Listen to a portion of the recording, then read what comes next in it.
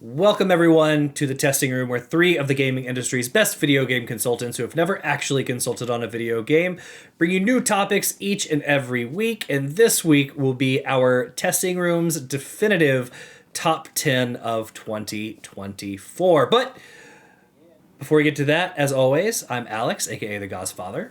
I'm Christian, aka Sudoku45. I'm Preston, aka Funkadelic Jedi.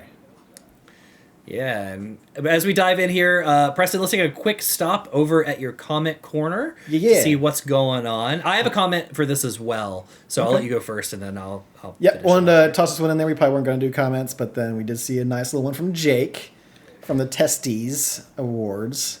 Wanted to drop in and say that I am so honored to be a part of several of the pod's top moments of the year. Doing this with you guys is one of my greatest joys, and I hope we continue in the new year and beyond. Also, I am so humbled to have been considered for Host of the Year. I have no problem coming in second to Preston, who I would have voted for if I were able. Not only does he do so much for his own podcast, he does plenty for Two Worlds Pod as well, including co-hosting when needed and giving us a rad new opening credits video that we use for every episode now. Thank you all again. I will take my Southern Fried Testy home and display it proudly. There we go.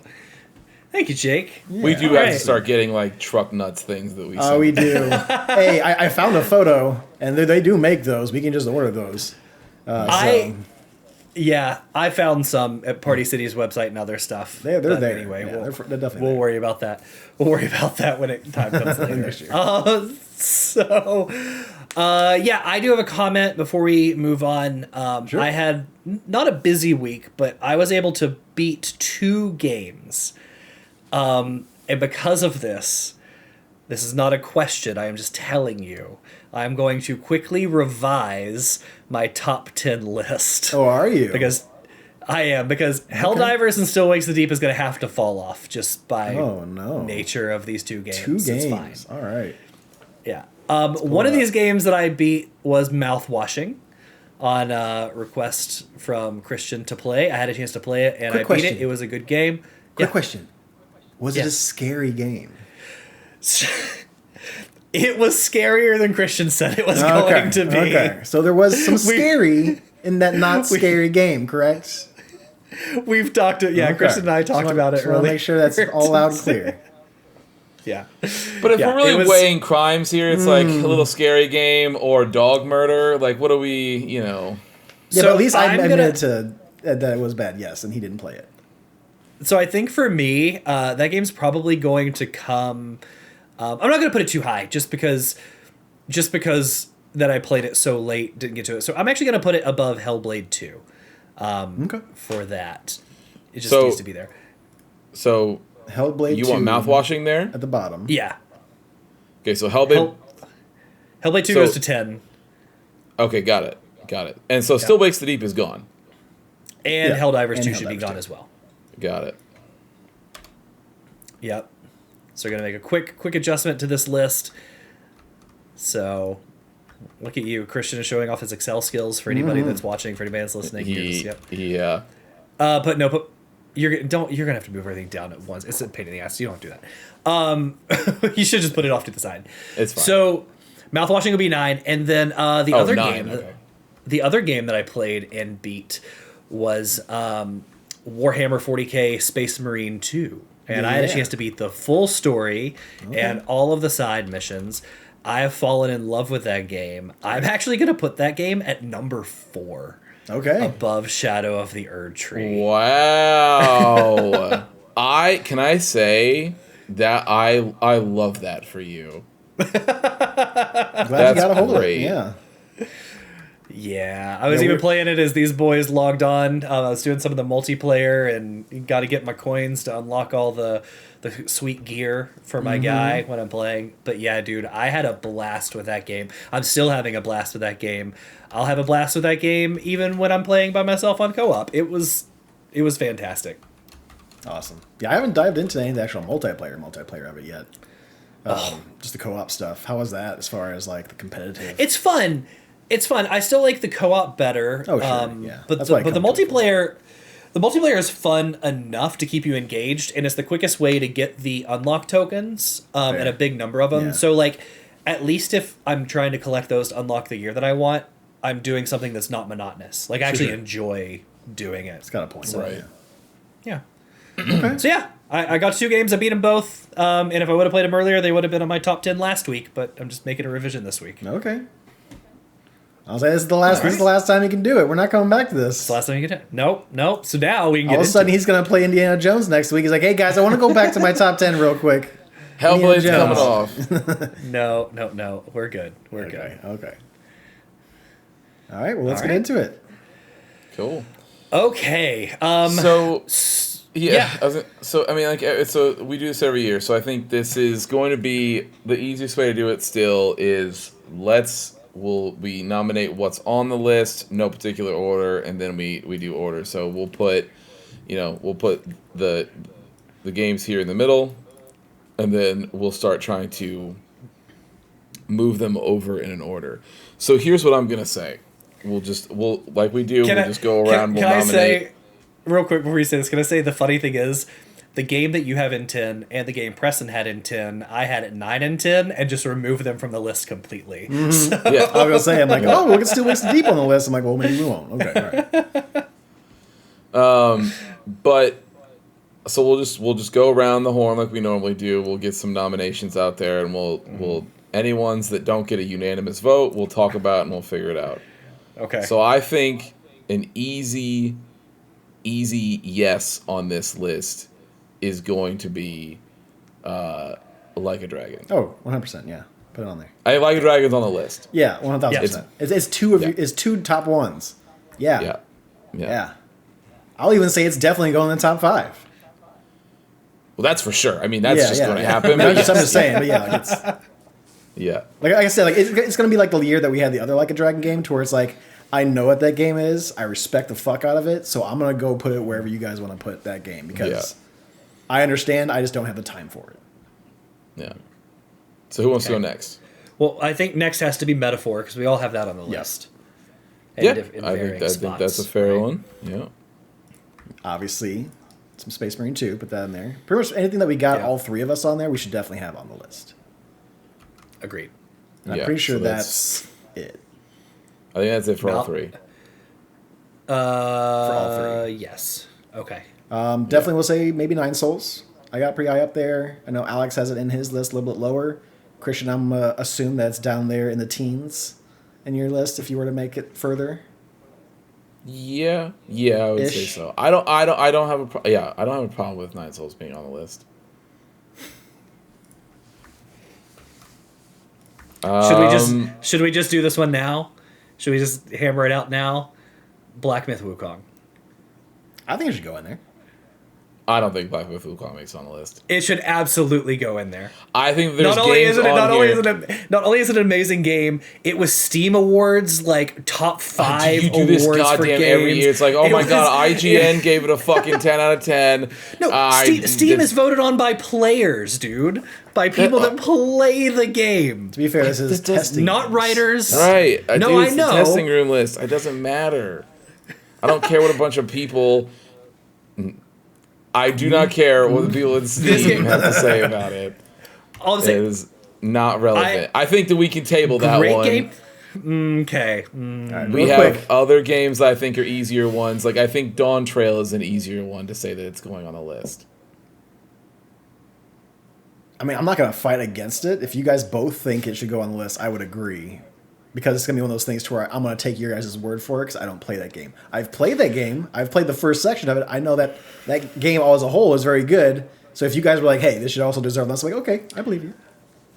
I don't know. Because for me, I he think was what would You typically go on the... think that the but testing room list this year is not going to have Final Fantasy Dawn Trail on it. I understand that it was it is below that on your list, but you It is below. every table year. both of them. not walking Just away table from both. Black Myth, yeah. Table both of them. Honestly, I'll put it like this: I would, if you think that I'm not willing to not have Dawn Trail on this list just so that Black Myth doesn't get on this list, if you want to play that game of chicken, we can do that. He muted himself.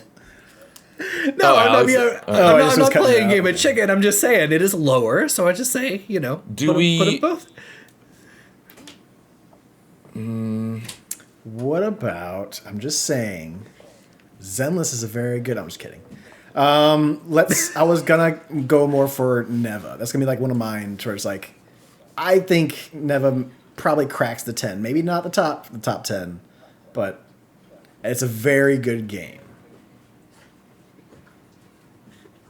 It is a masterpiece as far as art is concerned for gaming. I did not play it. But you've seen So it, I have so you know that to- kind of side of it. Right. I was just saying I would have to see what Christian felt like. I think for the that. combat is definitely decent. It's definitely got an improvement upon just the basic walking of Grist. And I think I enjoyed what little combat there was. It wasn't very complicated, especially when you get the doggo involved and they're doing their fucking Siri teleport attacks. It's pretty fucking dope. Some of those chase scenes are pretty fucking cool. You know, you know what? Yeah, yes, I think that there is definitely. I can As far as see. the only let's other see how game it on my fits. list Let's that I see- really want to fight for, I want to I'm fight for trying it Neva. on right now. I think I can agree. I wanna fight think for I Neva. think I think I can agree. Yeah, I think I can agree on that one. I think there's enough. Yeah, there's enough there that I could see it somewhere on the list for sure. Yeah, yeah. I do have it was like the issues that I have with it. I don't think, like, if I'm looking at this full, like, you know, all the games we have here, I don't think that they would be enough to not have it on there. Sure. Do we want is Helldivers 2 on? I know Alex just took it off his list. I was going to I'm actually- mention. Here's the thing. The only reason that I'm going to like sandbag it after saying it is that, like, We all had a pretty good time with it. we did have I don't think it's the staying but we power. fell off Yes. like hard and then never returned. Now, I agree. We can say other games came out, things happened, right, for sure, but like the only reason that Helldivers is even seeing a resurgence now is because of the new race that got dropped in. And Yeah. I'm not saying that I'm not down to go check it out, but it felt You would like play it for one time and then you wouldn't go back to it. Like, okay, I checked it out. maybe I would, I don't know, but it feels like compared to some other stuff, it feels like Helldivers 2 was a little bit of like a flash in the pan. I agree, and I think with lack Not of that it's not good. full blown, Yeah. I think with lack of full blown campaign, and It's never been a campaign game. no, I know, but I'm saying with lack of that, it's not going to have the staying power, and Sure. with Sony's influence, with its initial success, it will continue to get worse. I think the chance of us going back for a sustained period gets less and less every day. So I would say no to Helldivers. Okay. Yeah.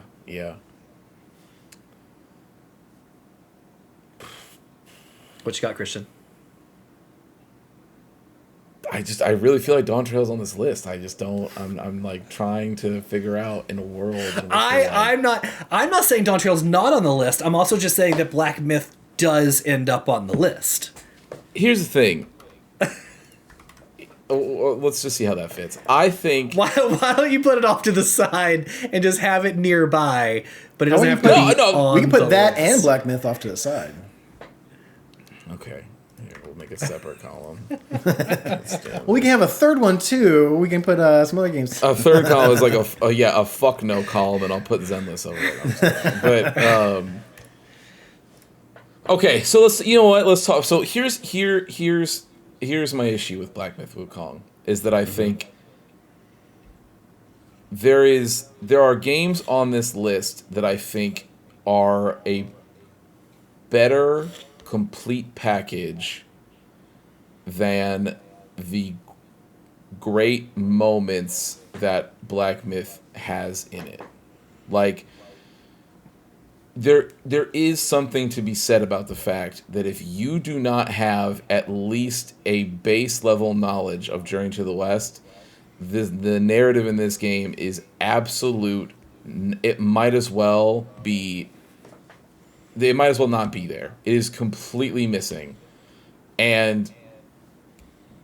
But luckily, the two of us had some knowledge of that as we went through it. Sure, but that doesn't stop it from being a fault in the game. Yeah, I mean, every game has faults that I actually didn't think that hindered the gameplay experience at all. No, it doesn't. That's because it's not part of gameplay. It's part of the narrative, which is a part of the overall game. But it's part of the overall. Well, no, it's part of the overall experience. So I don't think that the lack of point A to point B to point C narrative actually hindered the overall story, the amount of fun you had playing with it, the time spent in the world, the thing that they wanted to tell and accomplish. I think they did. Regardless of the amount. It's not even just a lack of narrative. A to B to C. It's a lack of complete narrative cohesion at all. No, because every chapter had a cohesive narrative. The chapters between the transitions to the chapters had no narrative. So like chapter 1 had its own narrative, chapter 2 had its own narrative, but there was no transition that told you how we got from the top of the mountain in chapter 1 to the the box we were being carried in as like a prisoner in chapter 2, right? So you needed to understand how you got from point A to point B on your own. But you also have no idea. Inside the chapter, you had actual narrative in there. But you have no idea who these characters are, how they relate, what they're doing there, what's their motivations. No, you do, right? Especially, and the best example of that is probably in chapter 3 with all the spiders, right? Because they introduced like 7 of the spiders in there. That has a narrative as you go through it, as you're getting help and like the characters are chirping between each other, but also it brings it together at both the beginning and the end of those little like music video things they do. Here's what I'll say. You know that you are dancing around this a little bit because when we looked at reviews before the embargo or after before the actual launch date, after the embargo launched, and and every single review was like, if you do not have at bare minimum a decent level knowledge of Journey to the West, everything that happens in this game is completely incomprehensible. And so what you did immediately was go watch a 45-minute YouTube deep dive into Journey to the West. Yes. 30-minute to be able to go all through all Journey to the West so that you'd be able to piece things together, because you knew that if you didn't, it would come out as a mess. But keep in mind, as was said earlier, this is the testing room's list, not everyone else's list. And based on my time with it, I still think the story is high, the world building is a 10, the action was fun. Like, if I were to rank all of that together, I did go watch the video, you and I discussed and talked about it, and if we're basing it solely on our experience in that game, I'm not worried about what other people thought and their knowledge going into it. But it's not. I'm not saying this game is number 1. I'm not saying it's in the top 5. It is absolutely one of the 10 best games played this year. I'm not saying that we're worrying about what other people are saying. I'm saying that we know it is a fault in the game. If you, who had that high on your list, still had to go watch a 30-minute documentary to be able to make sense of it, then it is still like that is a fault within the game's narrative. Every one of these games, minus maybe like Dragon, has some sort of fault to it. I mean, right? And do you think Travis skipping all the stories in Final Fantasy to play Dawn Trail with you guys, do you think he was missing out as well as far as like pieces of that? Oh, absolutely, which is what Alex and I told him every single day that he played with us. Yes. Yeah. But again, Travis is not on this list right now, right? Sure, but I'm answering Preston's question. Yeah, and look, like I said, I'm not even saying Black Myth is higher than Dawn Trail or whatever, but like I think you could look at Helldivers definitely has its own issues. I think Mouthwashing, you could probably find a few issues with it, right? I wasn't a big fan. As good as that. All right. So like I think every game you can find faults with. This game was complete enough that it deserves to be on the top 10. Where? Maybe 10?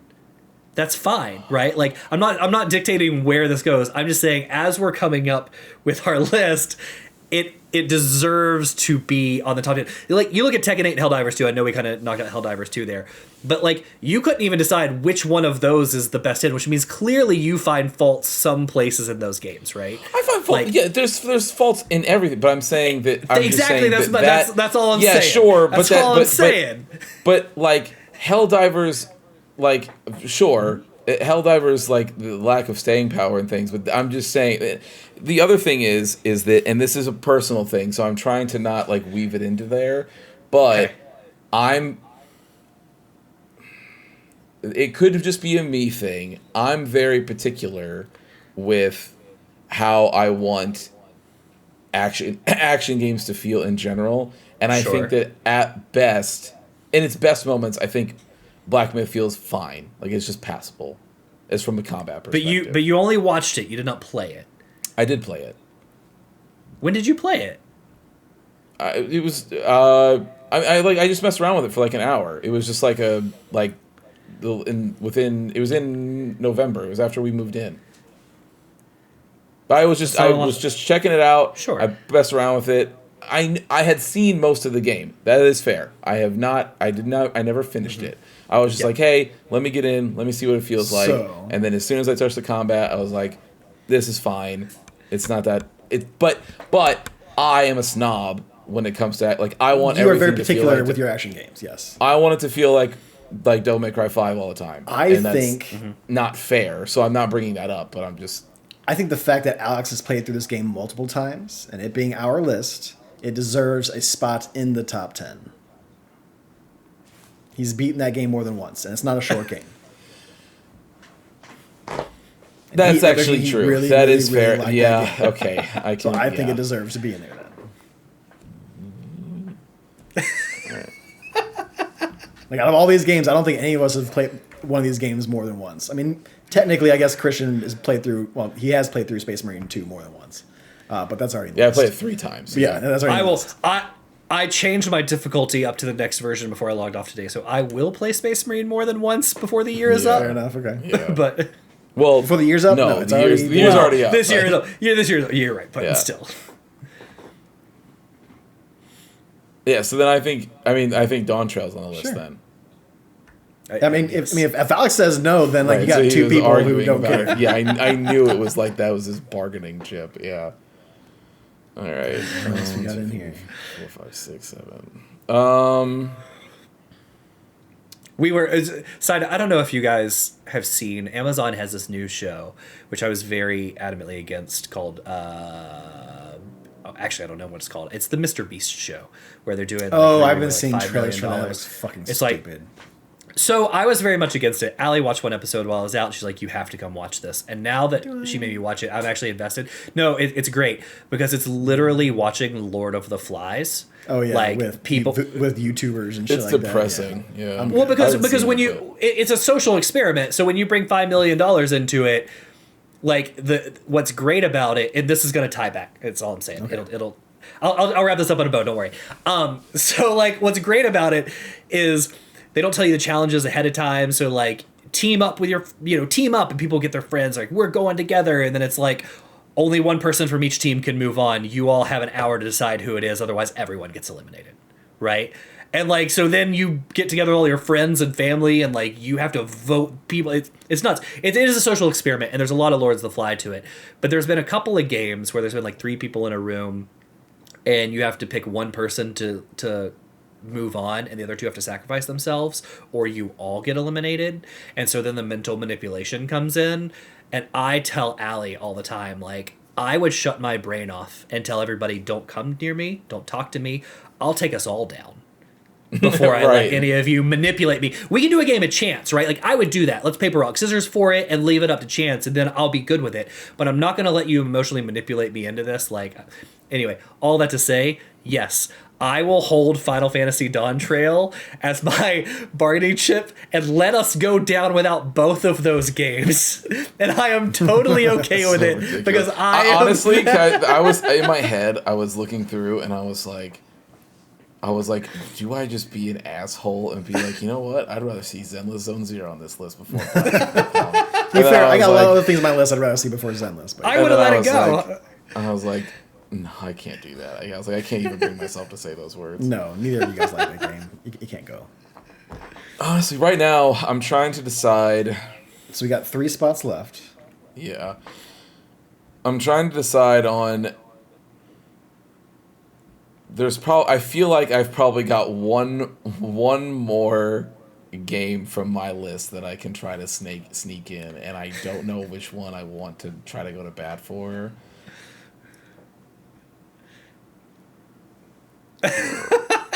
How many do we have? 1, 2, 3, 4, 5, 6, 7. We have 3 spots. I mean, Yeah. if I were to choose, let's say 1 or 2 from your list that I would consider being a nomination, I would say UFO 50 and or Rabbit and Steel. I think Rabbit and Steel we won't get much push on. I think UFO 50 probably should be on this list. I want UFO 50 on this list, but I also think that, like there's 2 lists here with Mouthwashing on it, and Mouthwashing is a really good game. So, and if you get outvoted, then it doesn't really matter if you don't like Oh, it sure. that Yeah, much. okay. Well, that's what we're doing. It happens all the time. 2 votes, and then I gotta shut up and put something on there. So if that's what happens, that's what happens. No, I mean, the Mouthwashing didn't do a lot for me. That is how Christian ended up without Resident Evil 4 on a list last year. So Yeah, it's That's fine. exactly how it happened. So no, I mean I'm not saying Mouthwashing is a bad game. It wasn't for me. I see some of the cool things that they did with that. I wasn't the biggest fan of the story, but if you guys both really like it and it's both in your top 10s and you want to put it over there, I'm not gonna say shit. This is our list, not my list. Honestly, I think even though I liked it, like I put it a little, I feel like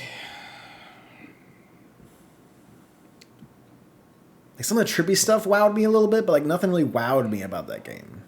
yeah. See, I think I feel guess it just honestly, sort of like depends Steph on said what. this too, so it's not just me.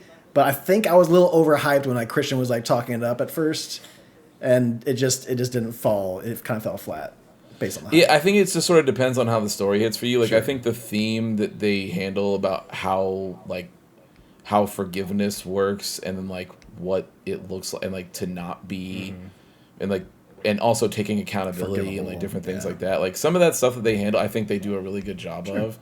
But it depends on how it hits for you. Also, don't be quoting your bestie over there like she's not going to. Hey, I just got one other person who's got my back. Yeah. I'm I just got one other saying. person who I play shitty Dead Island with. Oh, Dead Island 2 is now- good. Come on. And now, oh yeah, okay. And Did you play now I know, no, but I know that Okay, it's okay. got mixed reviews on Steam right now. Oh, so if we're everything's talking got mixed about reviews. That's fine. that's just not true. I'm saying when it's That's not rated, true. it's saying it's taking an average and saying it's mixed. No, people said it was woke because it had females in it. It's fine. It's fine. That's okay. Okay. They review bombed it. They review bombed it. No. Yeah, I bet that's what happened. But that's why it got you so many points in the league too. Yeah. But anyway, like I said, she's like not gonna ride or die for you the whole time. No. Yeah, I'd probably lean. Heard really good things I'd about probably Animal. lean UFO 50. I feel like UFO 50 deserves to be. I think it's like a really important, like much like Atari like 50 and stuff. I think it's UFO 50 is an important game. It was in my teens. Like as far as like my list when I was going through them, like the things that like didn't make the cut, it was definitely right there below 10 somewhere. So I would go up to bat for that, and that because it's hit or miss because there are 50 fucking games. But the games that I did hit, like I was in it. I played that game for an hour and a half, 2 hours, and finished it. Yeah, And, I really like both of them a lot. I mean, Alex, is there you watched me play a bunch of UFO 50? Is Yeah. there? Do you feel particularly strong either way between those two games? No, I won't fight it. Yeah, I feel like I'm leaning UFO 50. Yeah. I think that's what I'm doing here. All right. We got what? 2 more. Christian, did you play More. Lorelei? No, it was on my list, and honestly, it was one of the ones that I wish I could have gotten to before the year was up. But every single thing that Alex said about it was what I had heard beforehand, which is why I had talked to him about it in the first place. So, like, I mean, What do you think, Alex? Do you think it deserves the top 10 of the official list? Or do you think you see 2 other ones on here that need that spot? I would probably say I would put Mouthwashing there before Lorelei, even though for me it fell below. Lorelei was great. I think I get both of them. Yeah, I think if you were to look at other people, like if we're recommending this to other people, Lorelei is a tough recommend to some because it is more like it is so puzzle heavy, and like people are like, oh, I like puzzle games, like maybe not like. Do you like? This. I mean, you're doing a puzzle game. you're doing cryptographs and code breaking and stuff. Like it's very different. So it'd be harder for me to recommend to someone that's looking for something casual than like a Mouthwashing. So I would say Mouthwashing over that. Also, be careful about who you recommend that to, because it's a pretty heavy story. Clearly, but like if I think about my initial friend group and I was thinking between the two, I would recommend Mouthwashing. It's more of a playable game than Lorelei. for sure. Yeah. It's more of like a playable me game. Might drop off because the puzzles get a little too hard. I'm like, I'm not doing this, and drop off. They get hard. But I have seen like, and I've seen a lot of Lorelei, and I've also like just heard the people like hell of a puzzle game though, in my opinion. Like I agree with Alex too. Like hell of a puzzle. I think the only criticism that I can think to knock on is there's, and again, it has so many puzzles in it that there's bound to be a few like clunkers in my opinion. There's a couple puzzles that are like when you get the solution, you're like, oh, who there was were a supposed couple to know that? Yeah, there were a couple I had to look up. Because, like, legitimately, I would spend an hour or two on it. I would even, like, spend time on one and come back the next day, and there were some I just couldn't get. And yeah, you would figure out the actual answer, be like, how? Like, You're like, there was no way that a human was supposed to figure this out. Yeah. But in general, like I said, I think there's so many puzzles in it that there's just bound to, like, be a couple like that. So, like, but still, I think that it deserves a massive... One more spot. Preston, do you want to go ahead and call out Persona 3 so we can tell you no? Yeah, we should just do Persona. No, I'm not going to put Persona 3 in there. I did do some research on it. It did change up a lot as far as writing, all new voice acting. Oh, did you? Like that. Yeah, well, no, I heard a podcast. They were talking about it as far as remakes and remasters. But they were kind of talking about it, but I'm not saying it deserves to be on this list. They did do voice acting, but I believe that the dialogue is still the same. I heard that they did change up a little bit of the story. Now, I did not do the research on what they changed. Maybe it was something small like, oh, this is a new character, or maybe they changed up a little bit of a bond somewhere. I don't think there's new characters, but... I didn't dive too hard into it because I knew I wasn't going to fight for it, and I told myself and us that we weren't going to do it just this year. It was going to be moving forward, so don't worry about it. But, I appreciate the shout-out. Yeah. We talked about it. I wanted to give you a chance. Yeah, no, I'm not going to die for it. I think we got other games on Christian's list that I think are better to be put in the rest of that top 10. If I were to fight for one other game on my list, I would love for you guys to have played Pepper Grinder, but I'm not going to be able to give you enough of a reason to put that one on there. Maybe Still Wakes the Deep I would consider off of my list onto there. Because it was on Alex's list at one point. Yeah, I would say yes to that game if you wanted to put it on there, only because... Yeah. Now, Christian, if you want to maybe come at us with an Animal Well, I would also be thinking about that a little bit, because I've heard how good it is. I love the look of Animal Well. Yeah. I've seen the gameplay. That's just not my type of game, so I didn't dive into it. But I did like the style a hell of a lot. Yeah, I really, really like Animal Well. I think the way that it handles, like, how it teaches gameplay and does things, I think is, like, fucking... like some of the best I've ever seen. With it being, in general, it's a platformer, so like it doesn't even have combat or anything like that. So it literally is just platforming, and then puzzles. But I did like Still Wakes the Deep, and it was on Alex's. Well, honestly, I was gonna say, especially because it was a little bit higher. Like, I personally, I think I did not play Still Wakes the Deep, and I only saw like the tail end of it on that stream or whatever. So I'll let you take that as far as like which one you would rather say. But like on your list, like I would say if I was gonna pick something to be the bottom one, I would say either Pepper Grinder or Animal Well, just because I saw how you talked about Pepper Grinder. Like, and if they're both like, if I'm comparing two platformers and different things like that, like they're both on similar spots on our list and like different things like that. So if it was going to be like a one or the other situation, I'd be cool with either one of those. If you felt more strongly about Still Wakes the Deep being on there than Pepper Grinder, though, I mean, then I'll let you and Alex talk about that one. I can't speak. Yeah, to I think as far as like a collective, as far as like the testing room, like our top 10 collectively. I mean, I could fight for Pepper Grinder, but without you guys playing it's hard to like weigh it out between Animal Well, so that Alex didn't play and I didn't play. I'm not saying go back and forth about it. I'm just saying I would back you up on a Pepper Grinder because I'm just saying it looks like based on the thing that you liked it probably about just as much as I liked Animal Well. Yeah. So what do you think, Alex? Do you think we fight for not fight for, but do you think we put Still Wakes the Deep in this top 10? Or do you think something like Animal Well or Pepper Grinder might have a little bit more to it, if you will? I'm fine with Still Wakes the Deep or Pepper Grinder. I won't fight you on that. I think either are fine. Do you want to fight for Zenless Zone Zero? I'll give you a chance. I'm not going to fight for Zenless Zone just Zero. for funsies. No. The fact that you guys almost despise it is what's not going to make it on that 10. It is. I think almost is not a correct. I think that you saw some good in the gameplay. The little bit that you did. I don't know that I can go that far. I think that there is something so insidious about that game. Yeah. And all of their games, to be fair, but this is the one that's that is why it's a game I still play. I've been playing it all year, and it didn't even make my top 5. I put it down there so low because of the fact that I get what the game is, and I would not.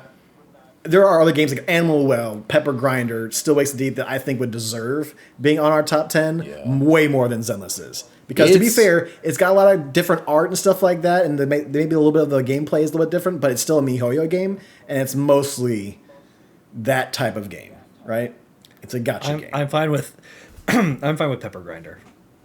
Now, Christian, let's talk about Animal Well and Pepper Grinder. Sure. Are you Pepper Grinder?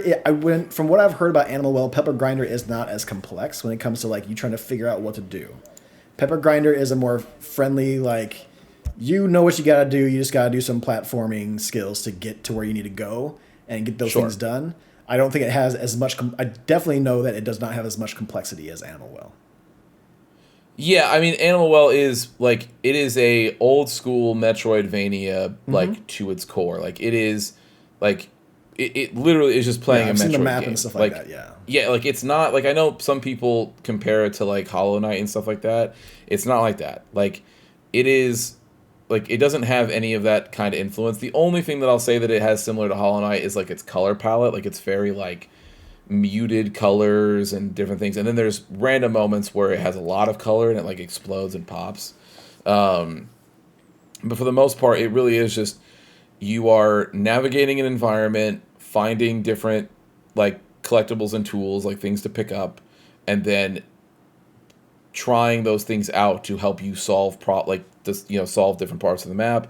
Let's keep going and exploring more, and then inevitably finding the end, and then you unlock the super god, it's like a Kirby game almost, the god mode at the end, and then that's there's tons of different challenges there. I think the thing that Animal Well does really well that I think is really cool is I've said it before, but it's just the way that it handles the how it introduces you to the world and then the onboarding experience that comes after, and the way that it continues as you play the game, how it teaches you new mechanics or features of mechanics that you didn't know existed, right? So the example that I use is the disc. You get a disc that you can throw to either hit buttons or distract different things and whatever. And then there's a gap at one point where you throw the disc and it is just bouncing in between this area. It's bouncing in between these walls and it's going back and forth and back and forth. And your jump is just shy of being able to get across it, and you're so while you're sitting there trying to jump, eventually you would end up landing on the disc, and then you figure out immediately and go, oh, fuck, I can ride this thing. And now all of a sudden your brain starts to unlock and go, oh, there was all these other gaps around the map that I wasn't able to cross before, and now all of a sudden I have a way to do it. Because you can use it as like a Mario Odyssey hat kind of thing. Yeah, and then there's like, you know, like there's other things, like there's just, once you start to really get into it, like I actually unlocked, or didn't unlock, but I actually figured out a speedrunning strat in the game on my own before I knew that that's what it was. Like the game gave me enough tools that when I was sitting there looking at a puzzle, I figured that that was the solution that I came up with. And then when I looked it up later, because of the there was like an achievement thing for the super hard mode, and when the guy was describing what he was doing, he showed the solution that I did, or he showed a different solution than I did for the first time, and I was like, wait, what the hell? So then I looked it up, and people were like, oh yeah, that's the speedrunning strat that people use, and I was like, that's really fucking cool that like it gives you that kind of tools to be able to do that. So, but that being said, I don't think that that necessarily, like, that level of depth mechanically, like, puts it over Pepper Grinder one way or the other. Sure. You know what I mean? Like, because Pepper Grinder is like a simple game doesn't mean that, like, it doesn't. No, but I mean, it definitely doesn't have like as many upgrades. Like, you have your Grinder Fist, and that's all you really have. Now, you can use that Grinder Fist to get yourself into a mech and ride that mech around an entire level, which is pretty cool. The way you traverse and things like that, like going in and out of like some of those like vehicles, like I said, like some of those vehicles have dirt in them, and you're just going in and out of the vehicles as they're on the road driving through. I think it's pretty good, but yeah, it's hard to kind of decide between these two because while they are both somewhat platformers, they're very different games. So it's kind of be it's hard. Yeah, I mean, like I don't know. I know that Animal Well is a good game, and like the thing is that when Pepper Grinder came out, I haven't heard anybody who has also played Pepper Grinder. I've heard plenty of people who have played Animal Well and like had their mind blown from some of the things that they found in there. It's really cool. That kind of situation never happened with Pepper Grinder. Pepper Grinder is just a fun, good platforming game, which I think Animal Well just does more and probably puts it in that top 10 spot over Pepper Grinder. Okay, I mean that's fine with me. Just thinking about it and being realistic. Okay. Sure. Yeah. Put it in there. I'll do it. All right, so we got 10. We got 10. So now we can start. Just so you know, Preston, I would have given you Zenless just to see Christian's eternal debate of if he would let Black Myth go up, or if he would stand by it and make Black Myth be 10 and then be forced to put Zenless Zone 0 higher up the list. Oh, no, here's what I just select this whole thing and then delete. And then we're done with the podcast. It's fine. We're done. Yeah, then I hang up the phone and and we're good. That's it. It's that evil of a video game cannot be. Dude, the gambling is just egregious. So when you were gone, he was showing me the jiggle physics because we clicked on a couple of those characters as you were playing just to laugh about it. But like, because you did not have them unlocked, you barely got anything. Like, Preston had one of those that we were laughing about unlocked, and when you have them unlocked, they do like four different poses. You could get to it, you just had to find out where in the menu you need to go to, because you can do that with everybody. But yeah, Christian only had like one little pose where she would like move and like jiggle, but like Preston had like 4 different poses, dude. Each one more egregious than the other. And honestly, like when we log off here, they're very funny. Like the poses were so they know funny. It's past like I'm not even I don't even want to bring up that I think like obviously like the horniness of it. Like yeah, dude, like the fan servicey of it is just clearly not my thing. Like I hate that shit so much. But I'm not going to so that's not fair to hold. I mean, like I think it's a fair complaint for me. You guys know it doesn't bother me that much, so it is what. But it is. like the thing that I really get at is like, dude, the fact that it cost like if you were like, the max that it can cost if you're the type of person that goes, I need to get this character, so I'm gonna sit here and spend all my rolls hundreds of dollars. It was like 135. That's if you get it. No, it costs 135 to get your pity, like at the Yeah, 100. and that's if you get the one you want, because Sorry, the pity is yeah, not just I for forgot that about that. character. I appreciate. So Thank you could do That's that true. and still not get it. I'm like, okay, well, I guess I gotta drop another $100 and some odd dollars to get it again. yeah, that is fucking Insane. disgusting. It's a lot. And But you don't have to do that. but you can, and people do. I know. Well, clearly enough people do. Otherwise, the game would never exist. Well, that's why they have And 4 or 5 games. 3 to 4 versions of it would not exist. Yeah, and they make hand over fist money, so clearly people are doing it a little bit. Oh yeah. I I'm think just it saying. is. They're like gacha games in general are just so evil, but theirs are next. They're like FIFA levels of evil. Like it is just like incentivizing people to spend money in the craziest way possible, and then also like like an obscene amount of money. And then like the crazy part is that because of the regions that it's available in, they even tell you the odds of what it is that you're about to do. They basically like, look at how bad we're about to fuck you. Anyway, spin that wheel. Like, I got Miyabi though. Odds aren't that bad, am I right? I can't. I'm just, So let's start off with number 10 of our 10 games, and I think this one's easy, and I'm totally fine with this. I think Black Myth goes at number 10. I think Black Myth is better than mouthwashing. I actually think Black Myth is better than Nine Souls, but it's fine. I don't know.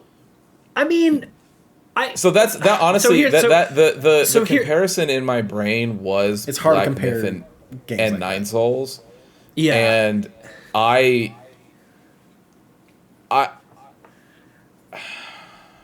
So let me say 2 things. I don't, to Preston's point first, I don't think it's better than Mouthwashing because Black Myth, as good as it is, as much as I personally like it being like the Chinese culture and that aspect in What Drew Me In, I wouldn't say it's more unique of a game than other action games, where Mouthwashing did actually do, it It's tried unique, to do something yes. pretty unique with what it did, and credit to Fair that enough, being something different. Yeah, and I think that I think that the combat in Nine Souls is like really fucking solid. Like Yeah. if And there an if there's a interesting, odd, weird story that goes along with it as far as the fantasy setting. Like you haven't seen a fantasy setting like that. like yeah the fantasy cyber thing I think was cool. Yeah. Yeah. I mean, I'm fine with Black Myth Wukong being 10. I'm okay with it. I think I was thinking either one of those were pretty like 9. But here's the 10, thing. So, but You gonna like, put 9 can I? and 9? Can I just say like now I don't know how, and I think probably Alec, I'm assuming you would agree. Like I think Nine Souls just goes right above it. Yeah, personally, Yeah. because Nine Souls, it I was don't a, agree, it was a but Metroidvania with some from softness to it. Some Sekiro. I think it. Yeah. Yeah. Sure, but from some. Yes. I agree. Yeah. Yeah. I think it was more Metroidvania than FromSoft. It just like it added a parry. Sure, Beyond that, it wasn't that much different than any other Metroidvania you've ever played. No, I actually I would agree, and I think that's what it kind of comes down to. Is I think that there's like Nine Souls to me, like if I'm thinking if I like, and I felt like this after I finished it, but like my time, like now that it's been a little while, my memories with that game are the handful of boss fights that I thought were really cool, and I don't remember a single The one long hallway that you dreaded when like you could only move to the left. Yeah. But all of the platforming sections and different things like that, I thought were like pretty unremarkable. The platforming Like- wasn't really what that game was going for. Like, there's another game that's like this game to where it's more platforming, but like to me that would be like the hard platforming sections would be mostly because you have enemies you're trying to deal with while platforming. That's the only time you get a challenging platforming section. But here's the reason that I know that we're saying like the platforming isn't that big of but like it's like 75% of that game. Like the rest of it is just boss fights. it's But, platforming like, Yeah, like and- Metroid and- is platforming though. And I didn't think right, which is a ton of platforming. But then you're saying like what would make it stand out is the fights. And I actually didn't think the fighting and the combat stood out that much. No, I'm saying not the fight. I'm It saying was there's tight. It was good. like the bosses, like the bosses themselves. No. Like I know what you're saying, Christian. That's what I'm saying too, right? So like to Oh, Preston, okay. to your point, like you said, the platforming isn't really what it's going for. It's like if that's not what it's going for, then you're just going for the fighting. But honestly, outside of the boss fight, the fighting was pretty meh too, because I could kill most things pretty quickly. Like the things that stood the challenge Not me. were the 6 boss fights that really, made it difficult. And then honestly, I credit to you where you really put the pedal to the metal and like grinded that final boss Did not drop it. 10s to Didn't drop the level 30 difficulty. to 40 times Yeah, do you it. didn't drop the because, yes, I agree. Yep. Because one fault in that game is the unbalancedness of every boss leading up to that to that boss. Where like I tried it so many times, got frustrated. I just turned up like my damage and turned down the damage I received. It was like, screw this, I'm not doing this anymore. So it was good. Again, like as we say always, to make the top 10 in general, all of these Yeah, are isn't- good games, right? You just start have to nitpick, and it makes it sound bad when you're putting it Oh, on this I'm list. not- But yeah. the fact they've made it on the list in general is pretty Not taking it as pretty it did. impressive. Meanwhile, he's like trying to figure out if there's a way that he can go find the people that made a mouthwash and take their kneecaps out. Not many of them. Yeah. I think honestly, and it's really just the bosses that stand out to my memory. Like, and honestly, my favorite fight. I know a lot of people really liked that final fight. And I think the final fight was It's very unbalanced. But I like the other here's the bosses thing. much better. Here's the thing, though, is it is that final fight is one of those fights that's like, and I know Preston, you know this because you grinded it out and you stuck with it. It's one of those ones where once you get done with it, like, and you finally pull it off, you're like, damn, like it is. You did the dance, you I had all had those to clutched out try moments, hard. your heart rate was up, like the whole thing. So I get it. Palms are sweaty. Me personally, I actually thought the twins, like the brother and sister fight, was way better. was Like cool. I thought that was the best fight in the game. And so, there's that piece of it too. Not that that means anything one way or the other. I guess it's just it was like, I think that, Nine Souls is still a very good game. It does not. It's Yeah, not. we don't it's have not to, like yeah. a bad game. But I just I think that I totally agree with that. Yeah, I think the reason why it's so high on my list is because I found one of those games that I actually do like that I will beat my head against, and I just thought the world was so interesting and unique and looked very good. That's why it got so high on my list. Yeah. So, also, I think, Preston, you didn't mention it yet, but you finished Metaphor. Oh yes, everyone, I did finish Metaphor. Yeah, Yeah. 104 hours and 30 minutes. Oof. I tried feeding Luis JRPGs once. is not your genre, buddy. No, it's not. I tried defeating Luis once, and that was at level 72, 73. I finished his first phase, had a good half an hour, 45 minutes of cutscenes. Get to the second phase, and he fucking obliterates me because he's level 83.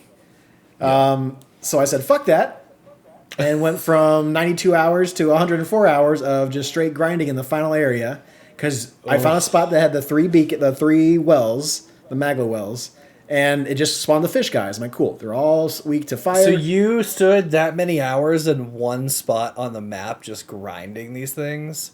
Bro. If I were God bless you. to mess with my list at all, I'd probably bring Metaphor down just a little bit just because of that grinding, but I'm not doing that.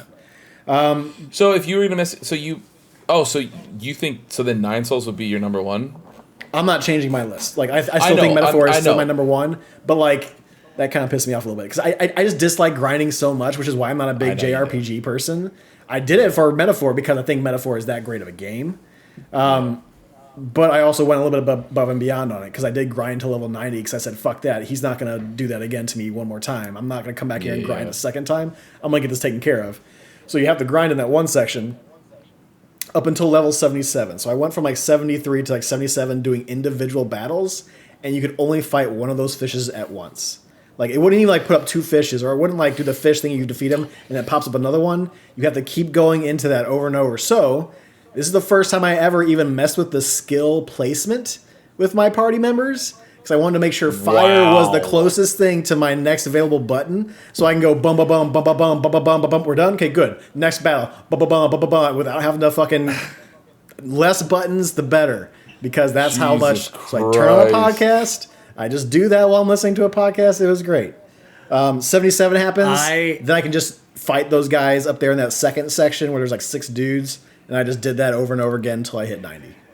There would have come a point, and this is the difference in like I know JRPGs are not, And I didn't that's drop your difficulty thing, down. like, but like there comes a point when you're running through any part of this game, could be level 20, could be level 30, where you go. The game wants me to be able to kill things in the overworld to speed it up, right? Like that's a mechanic. Like run around, you hit it. Just like Persona 5, you rip their masks off, you move on. There would have come multiple points in my playthrough where I would have realized nobody I'm hitting, I'm one-shotting.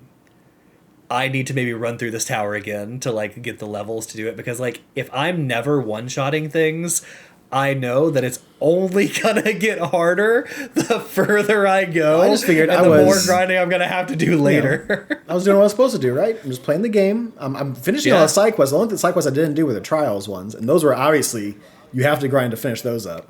So I didn't even do that. Probably should have, but didn't. But I'm okay with that because I just did the grinding inside the last level. It's fine. It's whatever.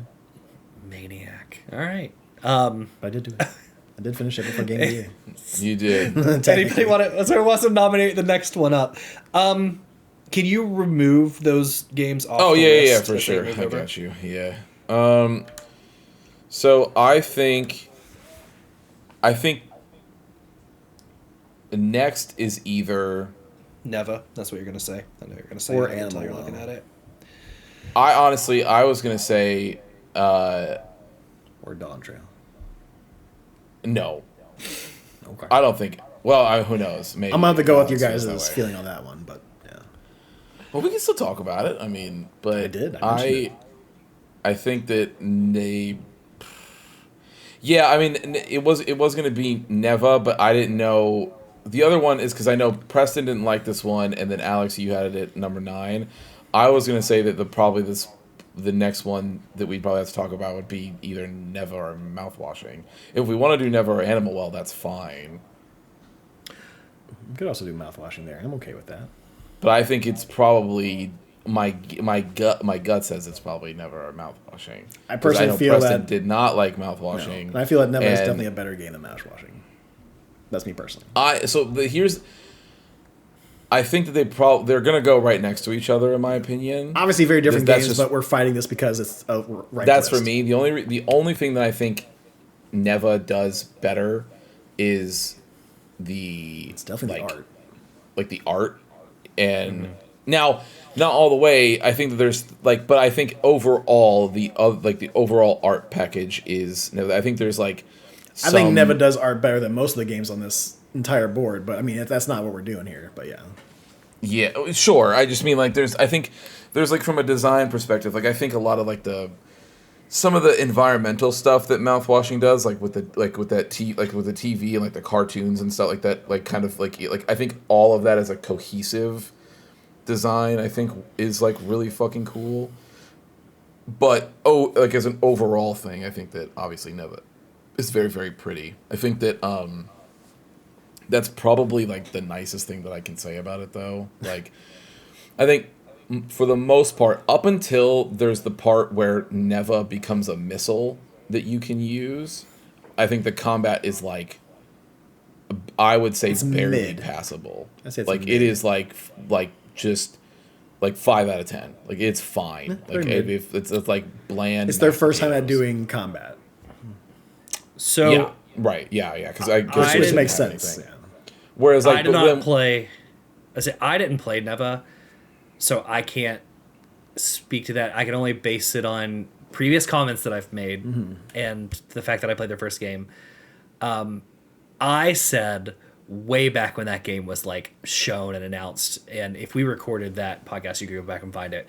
I said, I know they're gonna kill the animal or they're gonna make you feel for it and kill it, and I said that I think anytime you do that with animals, Easy. it's cheap. Yeah. It's cheap.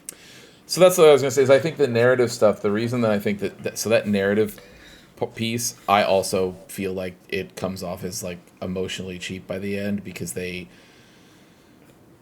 don't really up until the very end. They don't like as like almost right before credits roll. They don't actually like They don't really give you a reason why she's around, even. I mean, to be fair on your guys' end, like, there's not, outside of you are traveling this land with your doggo, there's no real story. So there's actually, if you get all of the puzzle piece, or like not the puzzle pieces, if you get all those little like the collectible things, there's a little flashback that shows like when the main character comes across Neva's parents and like then picks her up, like as in like it's like a cycle thing, like so. Sure.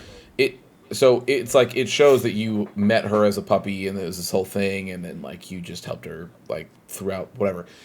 I think that one, it's irritating that that's hidden behind collectibles, and I hate how they do collectibles in this game. And it's just like Gris, like Alex, I remember you and I both complained about that with the collectibles thing, but so there's that. But then I think like so they do explain that part, but the part that gets me is it's like they don't really, up until either if you get that little cutscene or towards the very end, they don't really actually like forecast at all that it is a like the start of the game is the end of the game.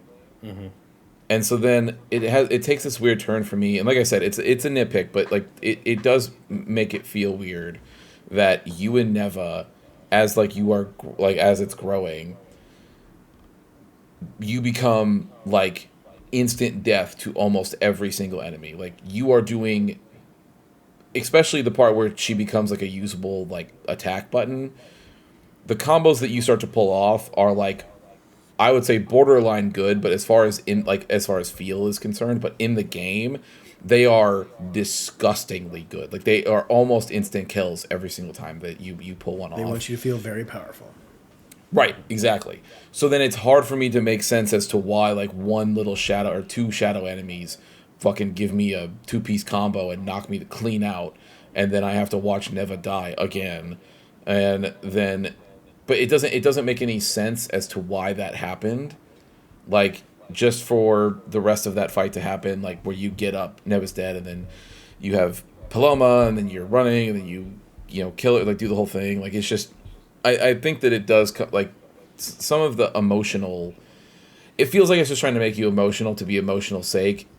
And I know, Preston, like, I think you said this before, but it is very much a game made by people who prioritize... Made by artists. Art first. And when I, like, just, like, yeah. And the same way they try, painting tries to make you feel emotion, that's what they try to do with this game. Like... We want you to feel emotional. We'll give you the pinpoints of doing so, which is bonding with your animal and then having to go through what happened at the beginning of the game again. That they just wanted you to feel something, and that's about as far as the game goes as far as depth. Whereas, like, the hatred that I felt for Jimmy was much stronger than I felt emotionally. Sure. Yeah. More nuance, more dialogue on what was going on with that, and for sure. Yeah. But look, that's where I'm at. So I don't know. So I think Alex, Yeah. I mean, I think there's more in mouthwashing than there is in Neva, based off of just what that team does. And look, we talked about it when you were talking about Neva last time, or maybe even when you beat it. I even said, right, like it'll be interesting to see what this team does in their next game, if right? It's like, same... are they a one-trick pony where it's like, let's just punch you in the gut and make you feel emotion, or do they have something more?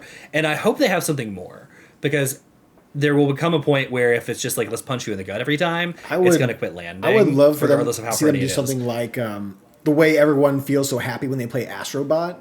Like, I would love for them, like, grab a different emotion. Maybe do anger. But, like, we don't need to do grief every single time.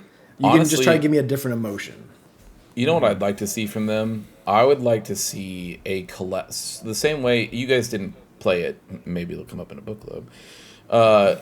Nier Automata, like the problem with like Yoko Taro's games before Nier Automata was that everyone would go, narratively, this game is knocking out of the park, but gameplay is horrible. Like the Drakengard games plus the first Nier game, the gameplay is like atrocious. But narratively, this game is out of the park. So then what do? They partner with Platinum, and all of a sudden now it's like, oh shit, we have the storytelling, but then we have a gameplay being shored up by Platinum. Like, what I'd love is for them to partner with somebody who, like, I'd love for them to partner with somebody narratively, and then they get to just, like, design arts, everything around that. And I think that'd be great. there you could really have something. For sure. Like, for sure. Yeah. So for me, I think again, Mouthwashing tried to tell a unique narrative. It had a little bit more, It's a in little my less unique opinion. when it comes to narrative. Yeah. Oh, well, I mean, it's not far off. I know it's different, and the story is different, but the spirit of that game is not that much different than their last one. No, I think it's pretty similar to Gris. Yeah. I mean, you're not going through the stages of grief. You're just going through bonding and then loss. You're still going through loss. Yeah, put it that way. yeah, like the character's not going, but you, the player, are going through Sure. the stages of grief because you're watching it happen again. But yeah, Okay. Let's right, do so- Neva and then Mouthwash. 7. And that's what you were that's what you were thinking, right, Alec? Like you wanted Neva and then Mouthwashing. If we're going backwards, yeah, Neva, then Yeah. Mouthwashing above it. okay, Yes. okay, all right. I didn't know if there was something. God damn it, I did it again. I keep thinking I'm over there. There we go. All right. Well, I think the next one's probably 5. Animal Well. I won't fight you on that. Animal Well. I think that. I mean, you're getting to the point where Animal Well, you're the only one to play that. right, and Yes. Yeah. and I think that, like, even, and it didn't make. I know it didn't make Preston's list, but Preston at least played UFO 50. But then Sure. if I'm looking at Space I Marine watched 2, a game I that all watched 3 of UFO us 50. played. Yeah, and you watched me play it. Mm-hmm. I think that like we all played Space Marine 2, we all played Metaphor, and then 2 of us played Like a Dragon. But Preston has seen enough of Like a Dragon. He I know knows. about that series enough to know that's a fucking banger. And then Alex and I both played Dawn Trail. Like, I think that it would be. There's just no discussion that could happen that makes it so that one of those games is Goes under it. somewhere here before it, right? Yeah. So I think that's agree. just an easy Sure. one. Also, just as a place, I think, especially Preston, but it's on our family share. You guys would love Animal Well. It's very good. Oh no, I've thought about it. Yeah, it's a possibility for like a night where I'm just like, let's just fuck around and we'll do a little dabble. Yeah. Could put Dawn Trail next. So can I say, As far as things that everyone here loves. I really think, truly, the discussion is probably UFO or Dawn Trail. And then there'll probably be like one of the other ones. I don't know, Alex, how you look like you have something to say. So what are you thinking?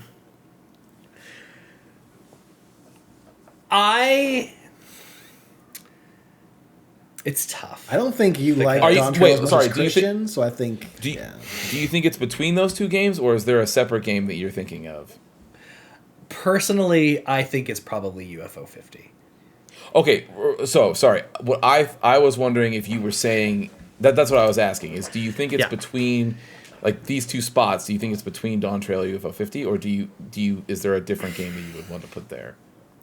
I am not even sure Dawn Trail deserves that spot above UFO 50. Like, and I don't mean that in a negative, I mean that in a positive. Like, Oh, sure. I know where I put Dawn Trail. I get it. I've also spent a lot of time in Dawn Trail over the year and recently, every day over the past 2 weeks doing stuff. And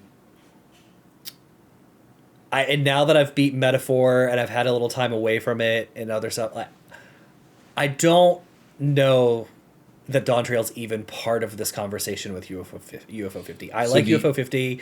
I think it was really good. I think it was impressive, but I think UFO 50 probably stands alone in this spot. And then we have a conversation about the next 4. I'm fine with that. I'll put you. Oh, that's fine. I am okay with what we're. Yeah. Okay. All right. Like I said, I'm gonna leave it up to you guys with Dawn Trail because I can't speak to it. Other than You can still talk about. I played 14 Well, before, I'll tell you. I'll tell you what Alex is talking about. He's talking about this next spot being Metaphor, and so that is yes, not fucking happening. Metaphor Yeah. is better than Dawn Trail. I will not let Metaphor be beat by a fucking expansion. Fuck off. We're not doing that. You want to see me get mad? That's what you're gonna have. Well, I think the next spot is probably between like Dawn Trail or Metaphor. Is all that I'm saying. Definitely not fucking Metaphor. I think we got to talk about it. I mean, We can talk about all we want, but Preston's still gonna be over here saying no. Honestly, I'll be honest with you. I but think that's not how this works. I know. I don't have Let's- control of the keyboard and mouse. I don't have control of the screen, Christian. So you I- do what I you gotta think- do. But I think legitimately, fight. if I'm I gonna take fight. if I take the body of work that these games, like where they stand and what they did emotionally, what they did for the industry, what they did for my gaming experience, if I take everything together, I truly think this next spot is between two games, which is Metaphor, yes, and probably Space Marine. Oh, okay. Oh, okay. Okay. I mean, look. To be honest, I've been sitting here being like, I'm stoked that Space Marine is making it this high. Space Marine's a fucking phenomenal game. It's gonna be. Dude, high. I Yeah. love it. I love it, but Yeah. yeah. Space Marine was phenomenal. It looks great. It plays great. I love it. I think you're probably talking between those two games, like Metaphor and Space So I'll be honest. I think that they both deserve that spot for sure. I would agree. So I'll just say that. I know that's very angry for Preston, but I do agree. Here's why I would say that, and then we can just talk about it. So I think the reason, and I actually have it, like I have them flipped on my list, but the reason that it's like, so, and I really could go either way. Like, honestly, the only 3 locks on my list were the first 3, and then after that, everything was like all very, very close.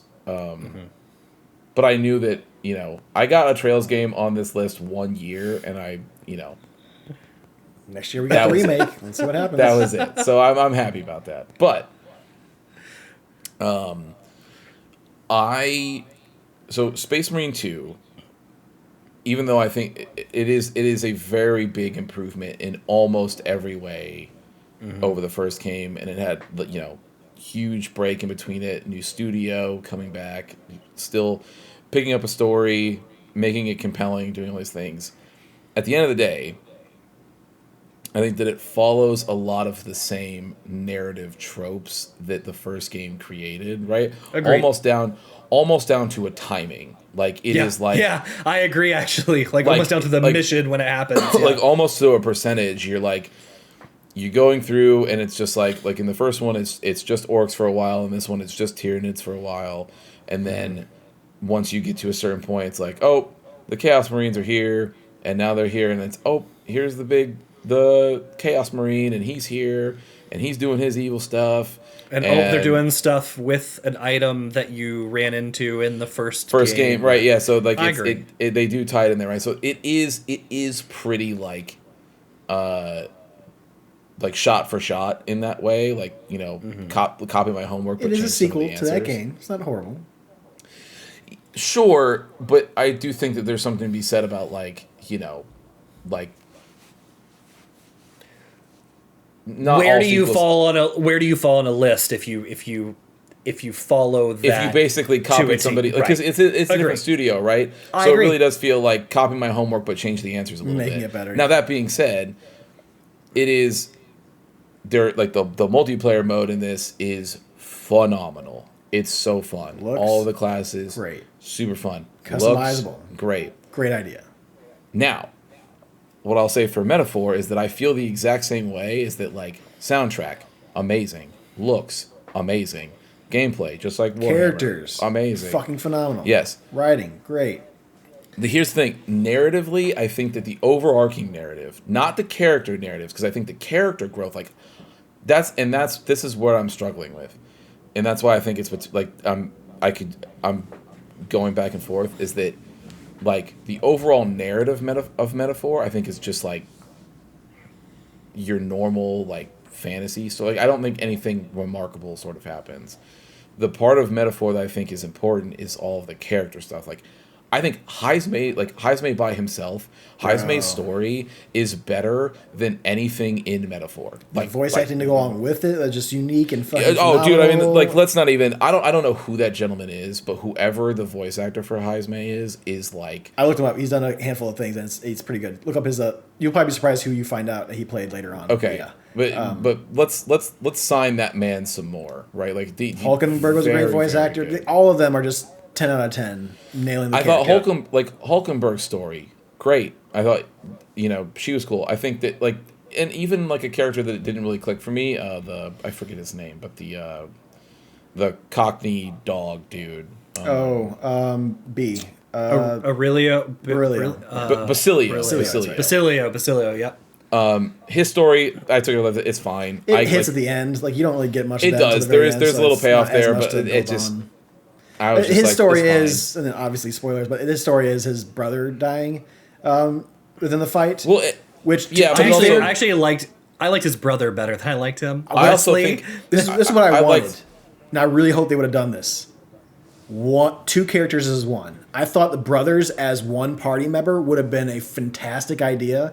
Persona has never done that to where it's like you got two people fighting as like one character. I thought that would have been awesome to have like them as like a dual kind of thing, as like a cloak and dagger, as like an ice climbers kind of thing, to where they could just act as one turn. I thought that would have been Yeah. awesome, but no. I thought so. Yeah. The thing that I thought was cool, or the only like I liked the part of the story where they were like they both got experimented on and like had a bunch of shit. It's all the peppers, like and they yeah. escaped the lab, all that other shit, right? Like so, there's that stuff that's cool, but like, I just in general like his story was like it just didn't like go that far for me, but it was cool.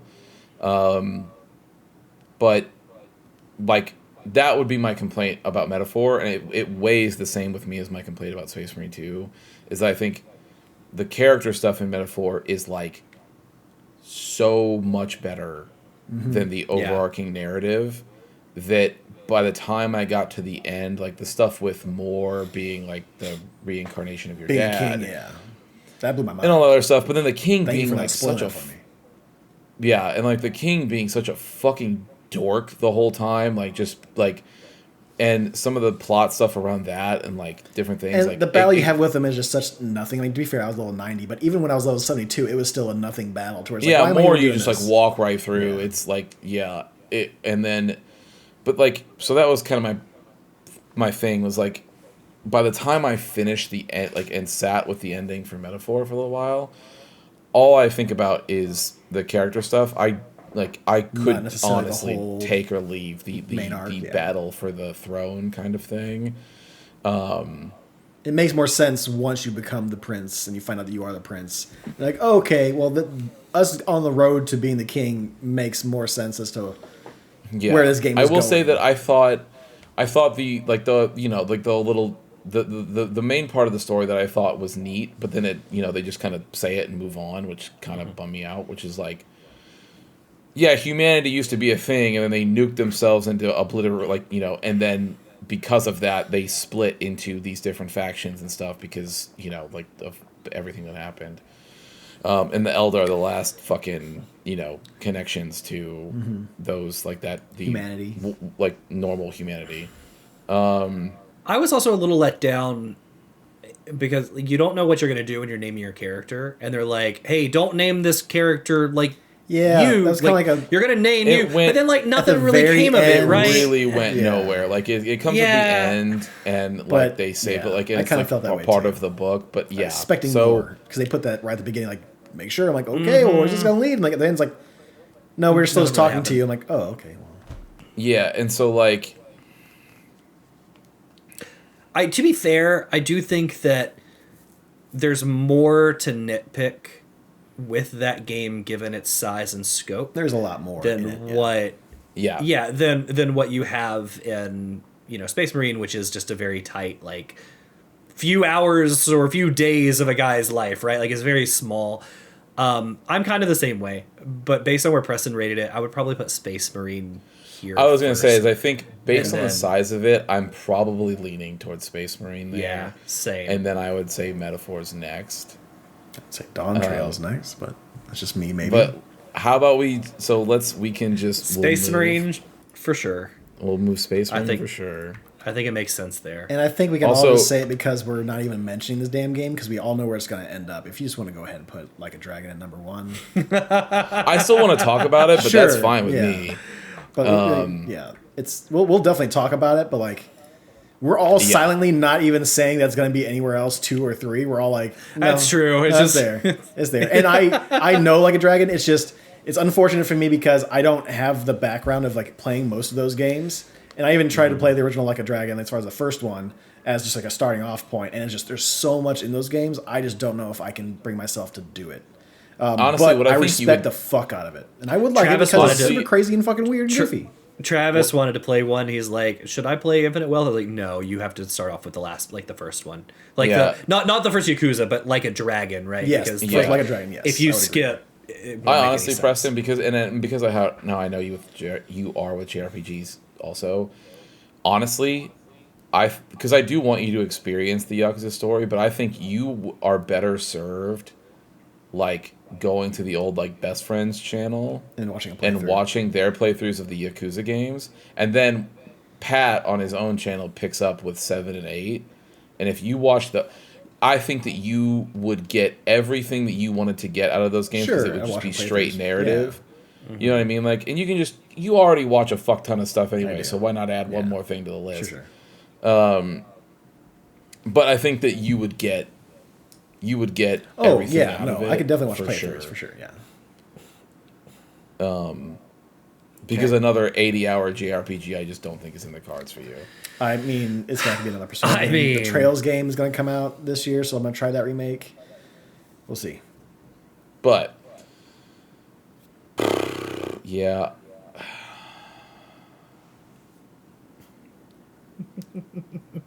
Y'all want to fight? I mean, I think the next game has to be Metaphor. I don't. I do. I think Let's hear. I would like to hear Preston's why first. Okay, so Why 14 Dawn Trail is built off of like this giant library of Final Fantasy games. Final Fantasy 14 is a great MMO. It's a great game in general. The story and the narrative and all those expansions, all the little stepping stones you have to get to Endwalker. All that was fantastic. And you start off with something new. Huge visual upgrade, right? And you got a whole bunch of extra stuff. As far as new stories that beats to go on to, like you said, the raid was even more substantial than it has been the previous years, if not altogether with Final Fantasy. I mean, I think Metaphor, they changed it up as far as the combat changed up a little bit. They took out, as far as actual like relationships or shipping in a Persona game, which is a big driver for them usually with those games. They took that out of it and they didn't care. The stories, I think... I cared. I can't... I know so you everyone care, knows. but... I don't know. It's kind of hard for me to tell because I didn't play the story in Dawn Trail, but the way Alex didn't seem like he was as big on it as some of the other Final Fantasy installments, if you will, as far as 14 have happened. He just kind of seemed like, oh, it's fine. It's something that he plays with Christian for sure, and he loves 14 altogether. Like as far as like that game, like he will never not stop playing that game. And there's always some things to do. But do you guys think that they've really added a lot to that made it different from just another 14 expansion? yeah, Alex, did you hear Preston's question? I did not hear the question. No. Okay, So go ahead. I was talking a lot about how Metaphor seems to have changed from like their usual next game, right? If they made another Persona game, it would have been another bunch of kids. We would have been in school. We've been doing this whole Mind Palace thing. But they changed it up. They went a fantasy setting. They went away from the relationships, which I know you love and I all love as well. But we get over it. We get past it. We can still ship them as much as we want without having to actually have it in the game. And then I was asking, do you feel that with Dawn Trail, you just seemed like when it first came out, you're like, oh, it's good, but it's not nearly as good. I mean, we don't want to compare it to Endwalker because that's the end of like a giant arc. But as like far as like other expansions that have come out or other installments, if you will, of 14 that has come out beyond that, do you feel it has really like changed anything, or do you think it's just another one of those expansions? They just gave you more and maybe a different visual style. Obviously, it's not the same story over and over again. But do you feel like it's really like a big change from, or like just a, I don't want to say improvement, but like, Sure. you know what I mean? Like going from Persona Yeah, to Metaphor, I think- like going from Dawn I think I know- Trail to any other installment of 14. Well, so like, yes, to your point, going from Persona to Metaphor is Big a jump. bigger change than going from expansion to expansion in Final Fantasy. To be fair, that's intentional. They didn't make a Persona game; they made a Metaphor game. And so they you know, want Metaphor to be different. Atlas is back And there they- already working on a Persona game. Right. But we also know that they're going to be looking to make another Metaphor game too, right? Like these are different franchises. So yes, do I think there's more different between Persona 5? Do you feel like they took more of a I chance? I don't actually know there's more of a difference going from Persona to Metaphor. They took some stuff out like the relationship piece, but really it's not that much different. Well, it's not a school. But neither is it's the not expansion. kids. It's a fantasy Sure. setting, not modern day. But that's all. That's just setting. though. It just means it's But yeah, different like setting. you could do that with Dawn Trail too. Like Dawn Trail has a capital Went city to a of beach Tulio area Law rather versus the than other, right? Like moon. it's yeah, whatever. here's the problem though. They actually both deal with succession of a king and That's fair. of an yeah. I heard that. I empire. remember hearing about that. And you I feel they do it better actually than Dawn think Trail? Dawn Trail does handle it in a Yeah. more intelligent way. And that's the in thing. a more is that I think- realistic way. Sure. Yeah, well, so my thing is like this is what I was going to even come down to is like yes, I understand the 14 is built on the back of it, but like I'm not even comparing it. I'm not bringing any of that stuff into it. Like I'm not bringing the Endwalker pieces into it, or I'm not giving Shadowbringers, Storm, but whatever. Like just on Just its own Dawn as a Trail package. story. Like if I'm talking about the Dawn Trail like as it's by itself as its package, I think that the way that it handles character stories is just as good as how Metaphor handles it, but I think its overall narrative is better than Metaphor's. And you don't feel And they both that deal Dawn with Trail they is both deal just with the succession, more 14. which is interesting. No, I mean 14 still being good, 14 still being a banger. It's yeah, not just more of that. I guess I don't know what you mean, like, cause like I guess I don't know what you mean. I Do feel you like mean, I feel like Metaphor and that team. I mean, you can tell me if I'm wrong or not. This is me kind of spitballing. I think they took more of a chance with doing Metaphor than doing another Persona game, while I feel that Dawn Trail took less of a chance because I mean, obviously it's still it's still 14 again, different setting, different things happening, story I wise, don't, stuff like but that. but I don't know But- that they did honestly. Like because at the end of the day, core, like the the person core they still made a system, JRPG. and the core system is still there. And that's not to hate against Metaphor. No, that's or not me say hating Dawn Trail's against better. Like, Final Fantasy I 14 think- being I like think- it's all the same. No, it's no, not me saying that. but I think Like a Dragon Infinite Wealth isn't. I mean, any it is just different another than Like a Dragon Yakuza game. Yeah. Like a Dragon, right? And then like fair. Warhammer Space Marine 2 isn't really any different than Space Marine 1 beyond the newer technology and being 13 years later, right? Oh, Like I mean, it's a little bit of a different game, but yeah. it is because like the generation and stuff, but really like it You're running they're down still the trying to go. hallway They're with still a big trying Space to go Marine. for the they're same they're still thing. trying to do the same thing, right? Like Nine Souls is unique from that other studio's games in the past, I'm sure. Neva is a little different. Black Myth is different than whatever that team's made in the past. Like those are truly unique, but these top games really aren't that much different than the game preceding them. That's fair. And I don't think Metaphor is that much different than any Persona game beyond setting, right? And that's what's different about Infinite Wealth is setting. It's still turn-based, just like Yakuza. That's what's different about Dawn Trail. Infinite is Wealth also setting. bounces between two different stories as well. Most of those games usually focused on one character, right?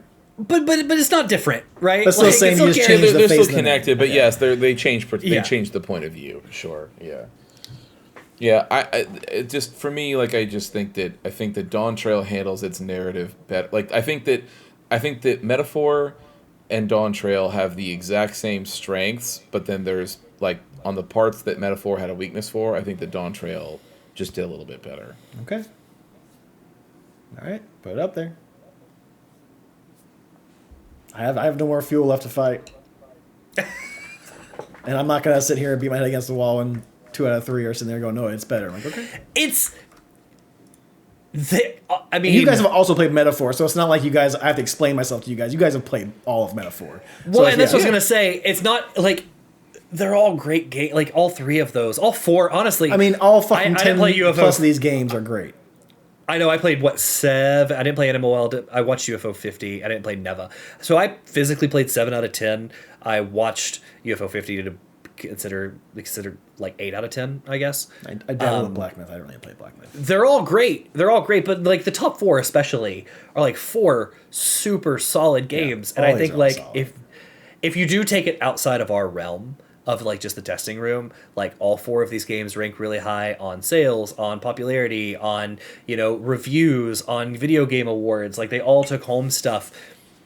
It's not bad that Metaphor is 3. I had to count. No, there. I mean, I'm not that upset Right, about it. like, I just it's- want to try to push it as far as I could to see what the breaking point is, if there was one, and there's none. So I am interested to see what Atlas does with another Metaphor game, because there were Yeah. plenty of, I think there was a lot of interesting stuff here. But again, like I told you I hated that number system, which I thought was dumb. But like the overall narrative with calling out you and telling the story Oh, about yeah, like back this and previous, forth, yeah. like I want to see what you can do the next without time the king around. arc, yeah, without the see what he does. Like if maybe they do a whole like how is he building the country and the land and like going through there and finding other places, because at the very end of that credit scene it's like, all right, I'm gonna go off. He's like, I'm not gonna sit here on this throne. I'm like, I'm gonna go out and see the world and like try to make it better, like by being out there. And it's like, okay, so is the next Metaphor game gonna be him go out and doing that, or are they gonna pull a Persona to where it's like, okay, new fantasy setting, new characters, new everything, let's go.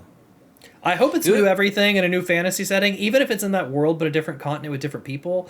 That's what I would rather see. But I want to I want to see how they build on it. I liked the fighting system, but how are you going to improve? I liked the companions a lot. The overall narrative, the king thing was weird and fine. It was right? fine, But, yeah. like, I think they, I just want to I see think what it you is do fine. better. Yeah. So like for me, like the thing that I get is like, I want, especially because I've been going through Persona 3 Reload now.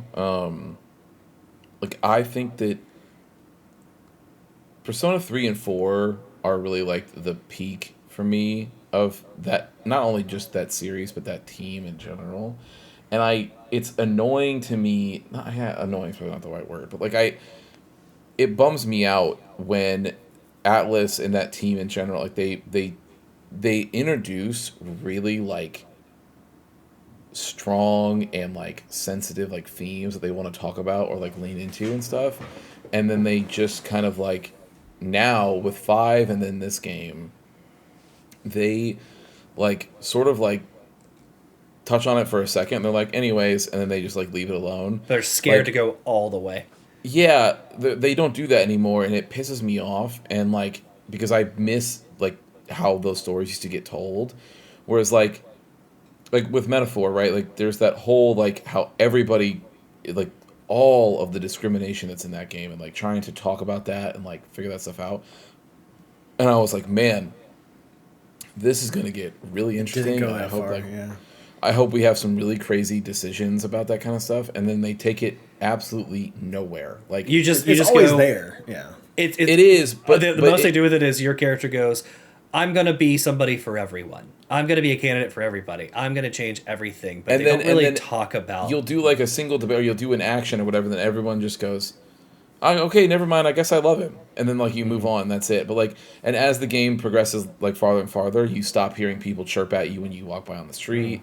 Or all this other stuff. Everyone's like, "Oh my god, I love this kid now. It's great. Everybody's great. I'm not a fucking crazy racist anymore." It's like- or whatever. And you're like, That's "That's not how all it it took works, for you yeah. was for me to like go." But that's and not even the complete thing. A quest. Like, It's like, that's not even the thing. It's like, yeah, you like me and you don't hate me as an Elda, but like, still how hate are you Elda. still treating... How are you still treating the people that have like the 3 eyes, right? That cover their heads. Like, you right, still but I treat think the them assumption, less I think than the and everything. assumption Like, there is that they aren't doing that anymore. Like it sounds like when they do like, especially toward like at the ending, like the credit scene, like when you're walking around town and Hulkenberg is like your knight and she's looking for you and the whole thing. Like, there's the moments though where she's like, or where you're talking to like the passersby and stuff, and everybody's just like getting along and all chummy and everybody's hanging out and everything's fine. So it's like they clearly like those problems just get fixed as soon as they decide that they want to love you. Like it's like an on-off switch. They're like, well, if I love one Elda, I might as well love them all. And you're like, okay, I Well, guess. the same thing they have. Heisman has like one of the best stories in the game, but also him dealing with his hate for the Papyrus. Like, Yeah. At the end, he's like, Basilica, you still hate us? He's like, but you want to fight with me? He's like, I don't understand you, and I never will, but I know you're not bad. I'm like, okay, does that go Yeah. for the entire race of those people then for you? Or is it just, well, I like this one. This one's all right. But all the other ones can still go get fucked. Like, is that where we're at? Right. It's like, there wasn't like any like clear, like, And there's just nothing. he came to like fruition of like, no, I'm actually being very ignorant here and racist and I should change my ways. There was never like a turning point for him on that. Meanwhile, like, you know, and I'm only going to use this because I've played through all of it, and I don't want to have anything spoiled for the one that I'm playing through now, but, like with Persona 4, right? Like, some of the themes that they deal with in Persona 4 Golden are, like, heavy. I Like, can't especially, can't wait to talk to you more about 3 because, like, the shit that they pull in 3 is insane. yeah, compared to for Metaphor. sure. But that's the thing is, like, even just the summoning animation in 3 with the fucking stuff, like, you're just, like, you know, like they used to just like go for like, and I don't think they do that. And like They probably see that sales probably helps them not doing it. Yeah, I They've am lost quite positive that is what it is for sure. They've lost a little bit of stakes in general, and I said that when it came to the companion. Like, Bigger company. You lose that one companion at the very beginning who's not even really a companion, right? Like in Metaphor, and then as you build bonds with other people, you have a chance to do it again where one person you actually built bonds with dies. They're like, nope, just kidding. We brought him back. Like, he wasn't really right, dead. with Alonso, Right? Like, yeah. there's no real. It doesn't seem to be a lot of stakes. And like for the hero, I get it because you're going like, oh, at the end of the day, you have to win, sort of thing. But like, there could be. You have a lot of companions. This is a brutal place we live right now, and there's no stakes to anything around or in any of your actions. Like, even if you decided to maybe pick an answer that some of your companions would clearly think isn't the right answer because you have 8 different people around you from different walks of life. Some are going to have opinions on that. Mm-hmm. Everybody's just like, oh, good answer. Cool. Like, or they'll force you to the right one. Like if they're like, no, you shouldn't do that one. Like, let's try again. And you're like, okay. And then you go and pick, like, you just keep going until you get the right one. Mm-hmm. So yeah, I think those, whereas I think Dawn Trail is just stronger. I think that stuff, like, even just like as an example between like towing the line versus not towing the line, like there's a part in Dawn Trail where you meet a race of people that have been trying to, like, through eugenics, like create the ultimate, like the perfect sort of being to be able to be the ruler of this land, and every single like stillborn child that comes out, they just throw in a giant hole, and like you have to go in, and so it's like this whole place that's made up of just basically a giant mass grave of all of these fucking, like, these kids. It's, like, really fucked up. And that comes up multiple times throughout the story, like, over and over again. one of the characters wants to, like, sacrifice himself because of how bad he feels being the one that was, like, put forward And from he all won. of those children. Yeah. He was, like, one of the only survivors. He won. He was made to kill, like, all of the other people that survived it just to be like, I'm the top one. And then he ends up losing part of the race and is literally like, that's it. Like, he's very ready to, you know, end it right there. And then, obviously, the growth that I think, you know, I'm sure this will be a hot take for people who potentially listen to this either now or in the future, whatever. But Alex and I would defend it till the end of our days. But, like, the growth that Wook Lamont goes through in this game is great. I think it's awesome. Seeing that whole journey was really cool. And just everything going through, like, you know, just with the stuff with her dad and her brother turning out to be like one of the most evil villains like ever, was, yeah, I thought it was really cool. And then obviously from a design perspective, just everything was on 10. Like, it is. And one thing they do well is, like, through Wook Lamont, you support them into becoming the best version of themselves. And Wook Lamont at the end of it is like, they learn how to stand on their own, right? Is like what it is. At first it's like, I want to do this, but I can't do anything right. I can't do anything by myself. And by the end of it, they find, you know, like, I can stand on my own. When you look at Metaphor, the way they handle that is from day one, depending on your answers you pick, you're pretty much like, I can do this. I will do this. And then you become only even more powerful when it's like, oh, you're already doing it. But by the way, you're the reincarnation of the prince's will over here. You're even more powerful, and you're like, oh, dope. Now nothing can touch me. Mm-hmm. Again, Metaphor in itself was good, but I do think because of those things, the narrative is handled better in 14. Yeah, and they're actually closer related than you think, like, as far as... They like, really are, actually. Yeah, they're very similar in their themes this year. All right, well, So, let's give it to number one. You guys want to talk about some Yakuza? Yeah, man. Honestly, it's not only I think obviously the best game this year, but I just think it's one of the best games I've ever Bro, played. Eurogamer put their up to top 50 list. Like a Dragon is number 50. Number 50. Top of all time, you mean? No, of this year. Eurogamer? Yeah, Wow. out of 50 games this Yeah, year, that's crazy. Eurogamer put Like a Dragon at number 50 out of all the other games they put above that. Which is Yeah, insane. that's insane to me. But that's you know, Infinite hey, Nikki got a better ranking than Like a Dragon. I don't even know what that. But oh, the Yeah, you fucking do. yeah, the butt game. Fucking Yeah, weird no butt thanks. game. Yeah. No. They put it at 49. To be fair. Excuse me. I missed. Okay, he's yeah. 49. That's I think. But yeah, but there's- I there's a here's the thing. fairness there. Let me tell you why I immediately disregard this list, right? Because as I scroll 50. down, I see well, yeah, it's low. So I'm already like, what? How are these people ranking stuff, right? And I see like right above it is 100 or 1,000 X Resist. Like, okay, I didn't play that game. I know Christian played it. It's a good narrative. Maybe somebody has an opinion on that.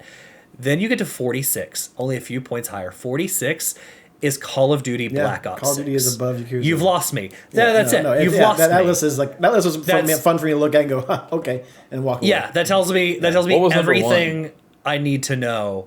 Number 1 is Indiana Jones. 2 is Yeah. Astrobot. 3 is Helldivers. 4 is Silent Hill 2. Animal Well is 5. I'm just gonna go 10. Dragon Age is number 6. Final Fantasy 7 is number 7. Both above Mouthwashing. Thank goodness you're here. Metaphor is 10. So you actually put.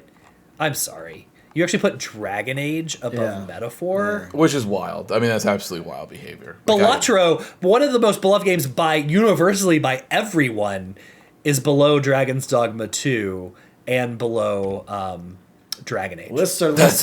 that's fucking Yeah. crazy. But 'cause I just love want to bring that Dragon's up Dogma too. I just want to bring up how fucking funny that is and how weird this. That is Yeah, Yeah. That's crazy because I loved Dragon's Dogma 2, but even just the 5 minutes Balatro is the better game. It is so much like that's crazy. But anyway, Yeah, Like a Dragon, Infinite Wealth. Like a Dragon, man. It's one of the best games I've ever played.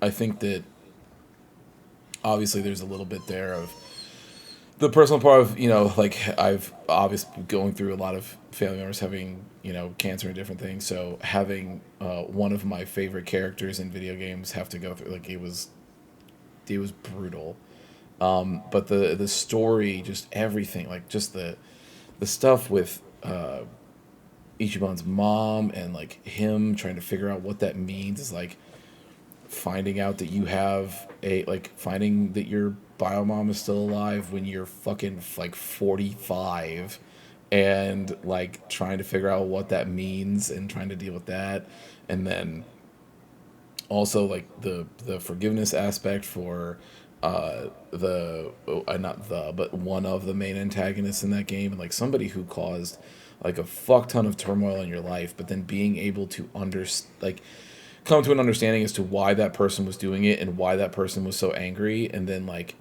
trying to work through that and do that stuff is like, and watching Ichiban go through that journey was like fucking like gut wrenching. And then you've got, like I said, Kiryu's story with him going through all the stuff with the orphanage, being able to give a character a send off and make sure that you don't miss a single narrative thread to tie off on over what is like 12 years of games, like through Yakuza 0 to 6, is just, I mean, incredibly, like what I think that it is the same amount of an accomplishment as like, the same way that I'm sure, like it, not for me, but like for people that I'm sure look at it like this, like the same run that like Marvel films did with like from Iron Man 1 all the way over to Endgame or whatever, like being able to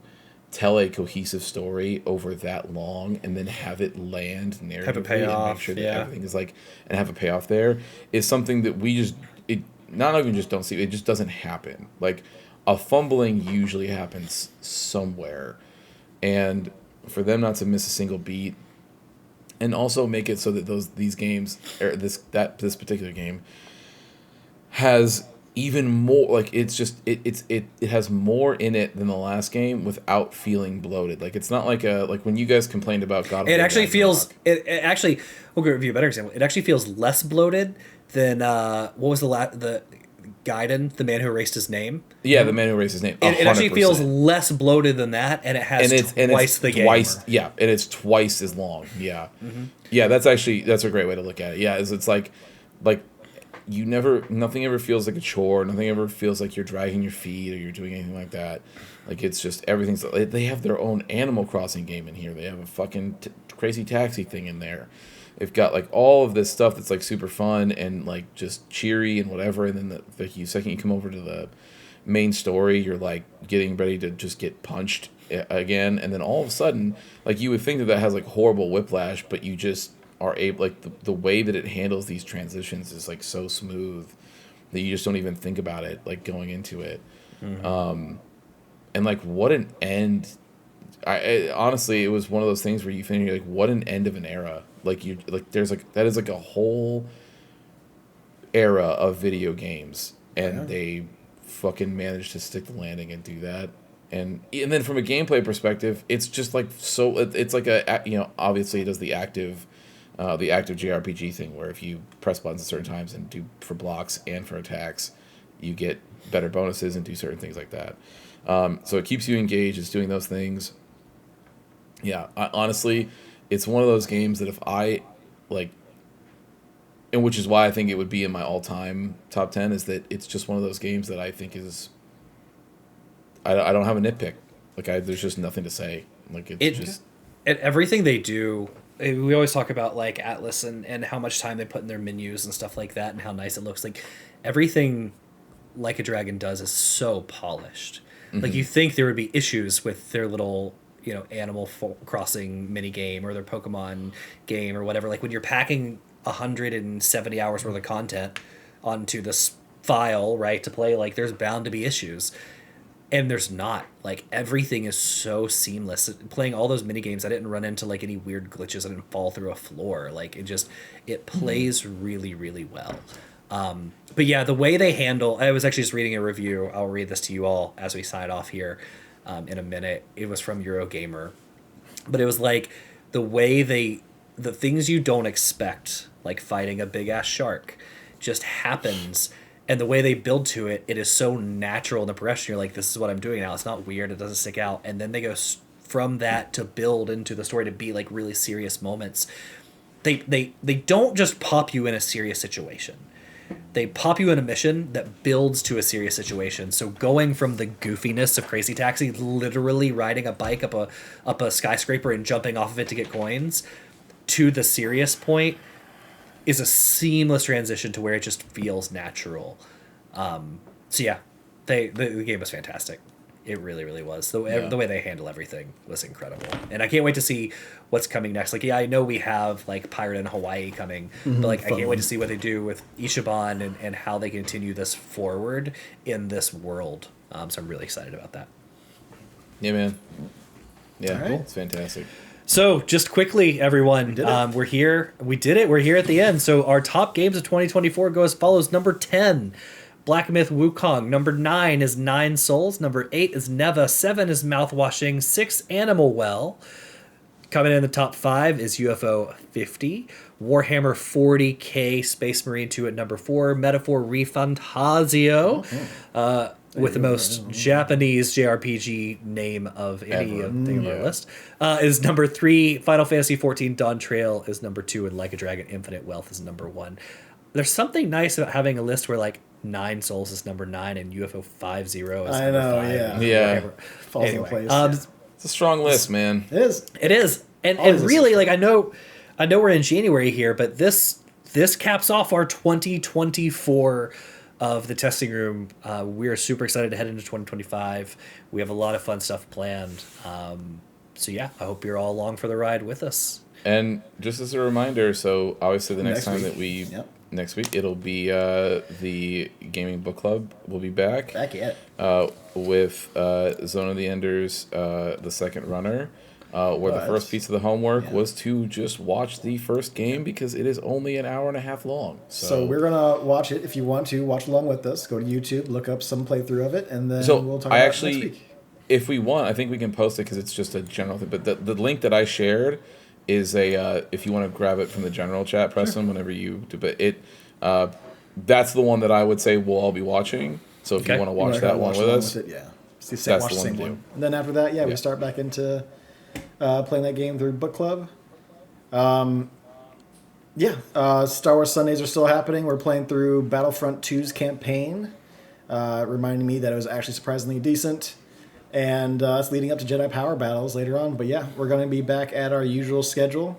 You guys would have just seen the fun little one-off we did with Jake and Casey from the Two Worlds. And I know that Jake, Alex has a little one-off that he wants to kind of get into, that he's working with his sweet little fucking Starforge thing he's got going, whatever it's called. He's making a map. Tailspire. Tailspire. But Starforge works too. Starforge. And then after that, I know that Jake has a campaign he's going to be wanting to start up sooner rather than later this year. So keep an eye on all that fun stuff for 2025. Don't forget, you can comment down below in the YouTubes. We will probably shout you out as long as you're not being completely horrible, which so far all of you have been great. Thank you for all the comments in 2024. We really do appreciate the interactivity. If you got a book club that you think we might want to do, remember, it's supposed to be linear. And we're ballparking around 10 or less hours. After we play through a bunch of games, we'll be probably letting that go a little bit above. But yeah, shout out. What games would you like to hear us play, if you will? So, yeah, other than that. All right. That's all I got. With that, Preston, for 2024, you know what to do. Hit it. Thank you for listening to another episode of The Testing Room. To catch up on past episodes or check out the newest ones when they drop, follow us on Apple Podcasts, Spotify, or wherever you get your favorite podcasts. If watching is more your thing, check out youtube.com/thetestingroom or Twitch TV/testingroompod. To leave comments and ask questions, follow us on Instagram @testingroompod and email us at testingroompod@gmail.com. See you next time.